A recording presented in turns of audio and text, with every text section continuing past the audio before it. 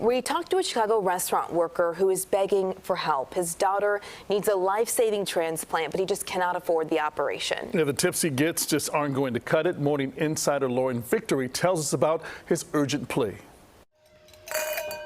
It's Manny Carchi's first day off in months, but he's still working his tail off so we can set the scene for his story. I was saving before the pandemic, but in the pandemic, I lost my job. The busboy spent all of his reserve cash quickly on medicine for his daughter, Myra. She was born just with one kidney. And now that one kidney is failing, functioning at only 12% and getting worse. Doctors say the 21-year-old who lives in Ecuador needs a transplant as soon as possible. Myra, how are you feeling?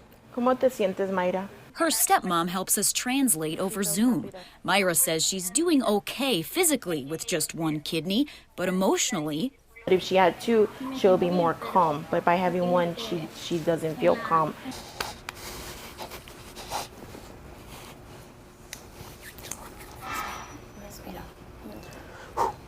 It's hard.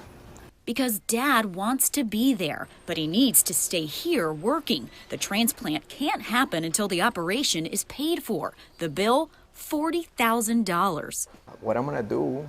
I don't have that much money. The busboy's taken on 3 jobs, piling on shift after shift as fast as he can.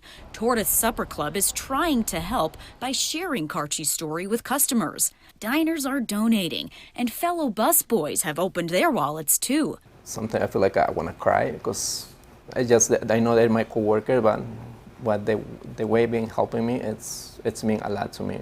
The money is coming in, but Carchi worries it's not fast enough. When you know your daughter, your son is dying, it's really hard. If anybody wants to help, it's helping me to save my daughter's life. Lauren Victory, CBS 2 News. There's a GoFundMe page. We put a link to that on our website, cbschicago.com.